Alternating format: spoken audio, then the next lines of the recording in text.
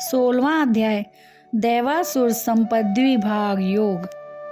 श्री भगवान बोले, भय का सर्वथा अभाव, अंतःकरण की पूर्ण निर्मलता, तत्व ज्ञान के लिए ध्यान योग में निरंतर दृढ़ स्थिति और सात्विक दान, इंद्रियों का दमन, भगवान, देवता और गुरुजनों की पूजा तथा अग्निहोत्र आदि उत्तम कर्मों का आचरण और वेद शास्त्रों का पठन पाठन तथा भगवान के नाम और गुणों का कीर्तन, स्वधर्म पालन के लिए कष्ट सहन और शरीर तथा इंद्रियों के सहित अंतःकरण की सरलता, मन, वाणी और शरीर में किसी प्रकार भी किसी को कष्ट ना देना, यथार्थ और प्रिय भाषण, अपना अपकार करने वाले पर भी क्रोध का ना होना, कर्मों में कर्तापन के अभिमान का त्याग, अंतःकरण की उपरति अर्थात चित्त की चंचलता का अभाव,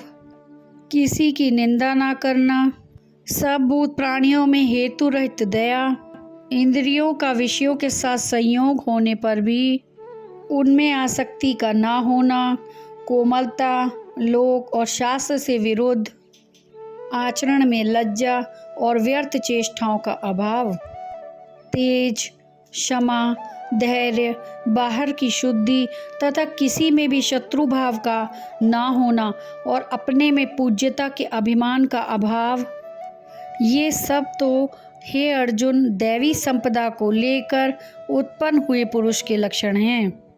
हे पार्थ, दंभ, घमंड और अभिमान तथा क्रोध, कठोरता और अज्ञान भी ये सब आसुरी संपदा को लेकर उत्पन्न हुए पुरुष के लक्षण हैं। दैवी संपदा मुक्ति के लिए और आसुरी संपदा बांधने के लिए मानी गई है। इसलिए हे अर्जुन, तू शोक मत कर, क्योंकि तू दैवी संपदा को लेकर उत्पन्न हुआ है। हे अर्जुन, इस लोक में भूतों की सृष्टि यानी मनुष्य समुदाय दो ही प्रकार का है, एक तो दैवी प्रकृति वाला और दूसरा आसुरी प्रकृति वाला। उनमें से दैवी प्रकृति वाला तो विस्तार पूर्वक कहा गया, अब तू आसुरी प्रकृति वाले मनुष्य समुदाय को भी विस्तार पूर्वक मुझसे सुन। आसुर स्वभाव वाले मनुष्य प्रवृत्ति और निवृत्ति इन दोनों को ही नहीं जानते, इसलिए उनमें ना तो बाहर भीतर की शुद्धि है, ना श्रेष्ठ आचरण है और ना सत्य भाषण ही है। वे आसुरी प्रकृति वाले मनुष्य कहा करते हैं कि जगत आश्रय रहित, सर्वथा असत्य और बिना ईश्वर के अपने आप केवल स्त्री पुरुष के संयोग से उत्पन्न है, अतएव केवल काम ही इसका कारण है, इसके सिवा और क्या है। इस मिथ्या ज्ञान को अवलंबन करके जिनका स्वभाव नष्ट हो गया है तथा जिनकी बुद्धि मंद है, वे सबका अपकार करने वाले क्रूर कर्मी मनुष्य केवल जगत के नाश के लिए ही समर्थ होते हैं।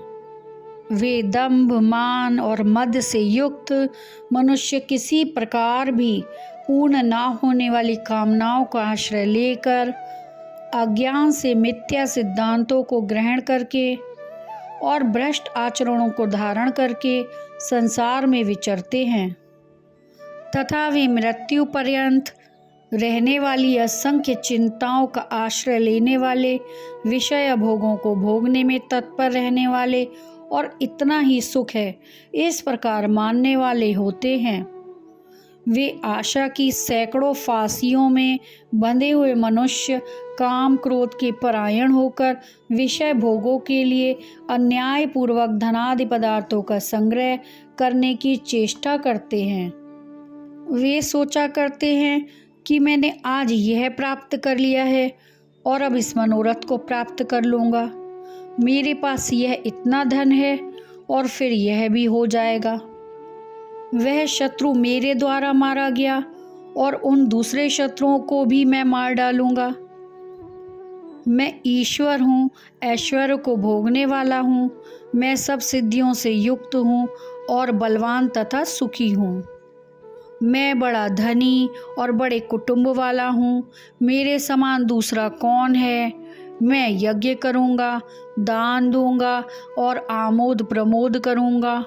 इस प्रकार अज्ञान से मोहित रहने वाले तथा अनेक प्रकार से भ्रमित चित्त वाले मोह रूप जाल से समावृत और विषय भोगों में अत्यंत आसक्त आसुर लोग महान अपवित्र नरक में गिरते हैं।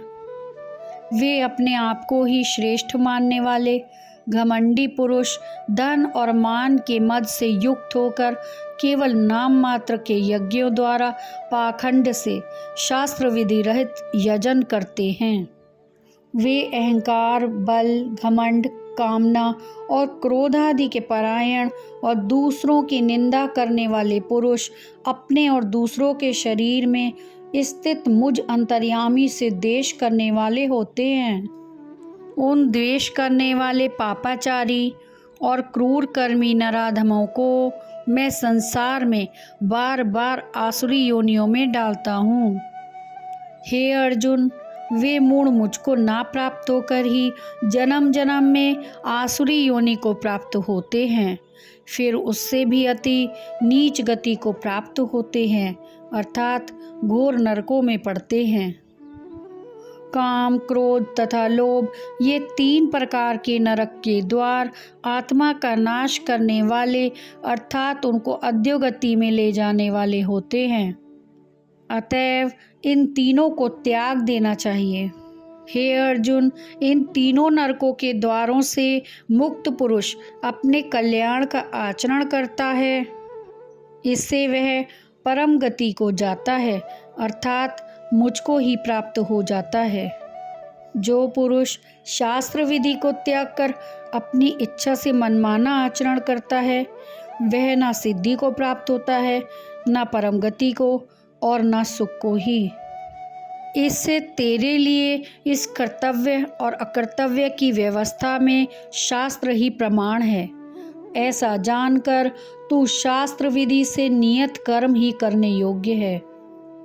इस प्रकार उपनिषद, ब्रह्म विद्या तथा योग शास्त्र रूप श्रीमद् भगवद गीता के श्री कृष्ण अर्जुन संवाद में दैवासुर संपदि विभाग योग नामक 16वां अध्याय संपूर्ण हुआ।